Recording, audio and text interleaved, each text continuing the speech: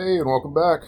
Today is not a review or any sort of guns or anything that we're looking at. Today is going to be something a little different, which I believe is more important. We're actually going to be looking at the 1639 Legal Defense Fund. This is taking place in Washington. Now, this is something where you might think, well, you're located in Florida. Why do you care about something that's happening in Washington? This is a situation to where if we lose this, and Washington is kind of the test grounds, it will spread to other states. And we all know, for example, where I live in Florida, that South Florida is extremely anti gun, even though they shoot each other a lot. They're very anti gun. So, yeah, it makes no sense. But, anyways, if they lose here in Washington, where they're very gun friendly, it's just going to hurt the rest of us. So, on this, if you do a Google search. Just pull up Google, do a search for 1639 Legal Defense Fund, and click on it. You should get this image with the gavel and the cash. As you can see, they've currently raised 77 grand of the 100 grand total that they are trying to raise. Let's get straight down here. They've set up this fund to support the lawsuit against Initiative 1639. Myself, in other words, the person that set this GoFundMe up, another gun shop, and 4 other young adults are the plaintiffs in this suit. The Second Amendment Foundation and NRA federal lawsuit to overturn 1639. While SAF and NRA are covering the direct legal costs, they are using the power of social media and the firearms community to help bundle funds to cover the costs of this particular case. 100% of these funds from this account are going directly to the Second Amendment Foundation. Don't let other people say that they're pocketing this money, because it is going directly to that foundation. This account has its own IRS EIN number and bank account. Watch updates to this page for transparency reports, bank statements, and photos of checks being delivered to SAF. You can also donate directly to the SAF or the Second Amendment Foundation or the National Rifle Association or NRA. Just ask that donations be sent directly to the 1639 Legal Challenge Fund. I would suggest doing it directly through here, through the GoFundMe. This is much easier. Now, with them having their own IRS and EIN number, that does help them out quite a bit as far as its validity. One thing I would suggest, if you're kind of curious about the 1639, I'll go over a little bit in a minute, but this video that they've created here is actually very good. It explains it. There's no audio. You do have to read a little bit, so get your glasses out. You're going to need them. But this will explain exactly what's going on here. And once you start to read it at first couple, you're like, whatever. But the more and more that you see is in this bill, the more you start realizing, wow, this is ridiculous. But let me pull up Initiative 1639 on this page here, Washington's Arms Collectors. This gives you an idea. In the very first text you read, Initiative 1639, an attack on every firearms owner. This gives you an idea of what all is going on. For example, this is now classifying every semi-automatic rifle as an assault rifle. So that's any AR, AK, that's what everybody already thinks is, but at the same time, any semi-automatic rifle. This could be a high-point carbine even. But listen to this. 1639 creates the following definition. A semi-automatic assault rifle means any rifle which utilizes a portion of the energy of a firing cartridge to extract the fired cartridge case and chamber the next round, and which requires a separate pull of the trigger to fire each cartridge. They just described a semi-automatic rifle.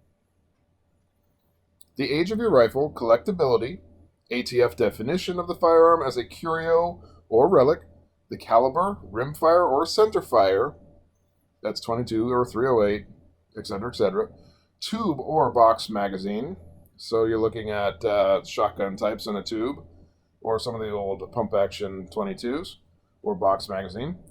None of these makes any difference. All semi-autos are defined as assault rifles.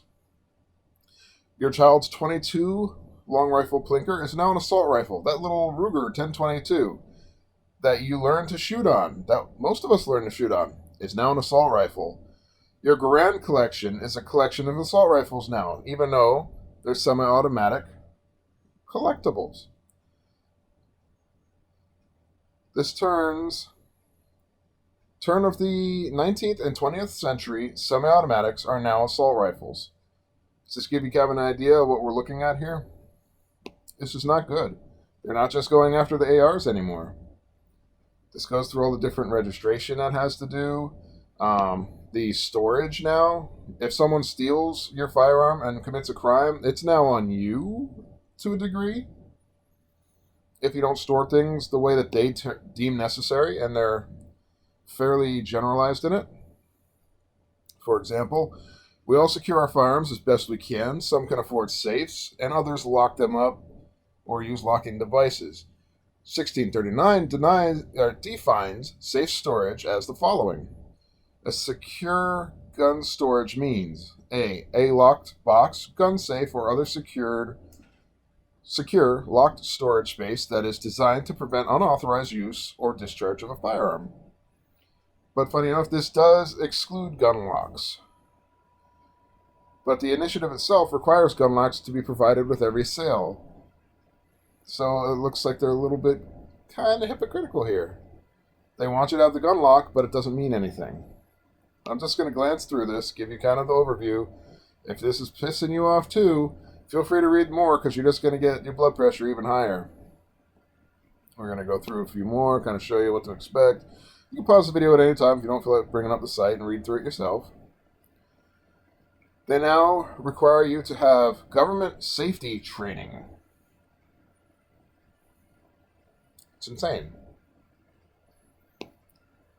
Most people get that training when they're children if they're around firearms.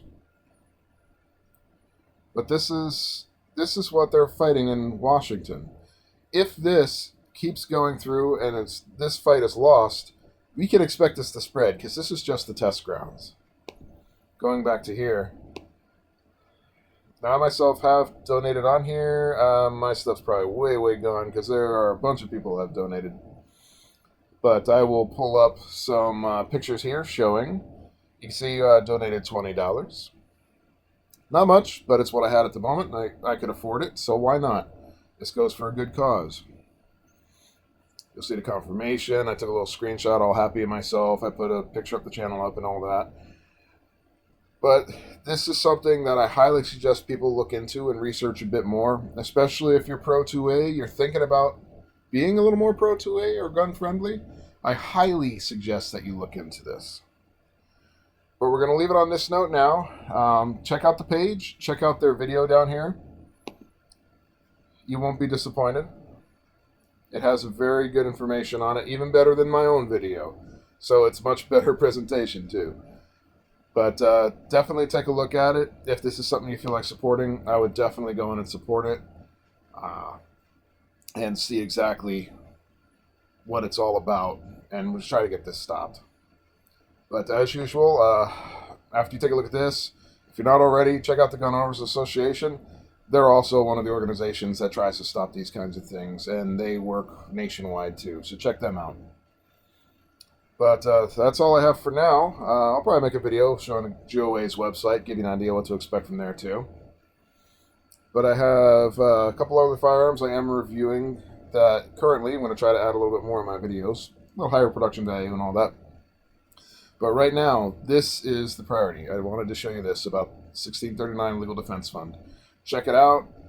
See what you think. Donate if you can. Donate if you want to. But at least inform yourself on 1639 and see what all's going on there. But I hope you have a great evening, morning, afternoon. And we will talk to you again next time. Have a great one. Bye-bye.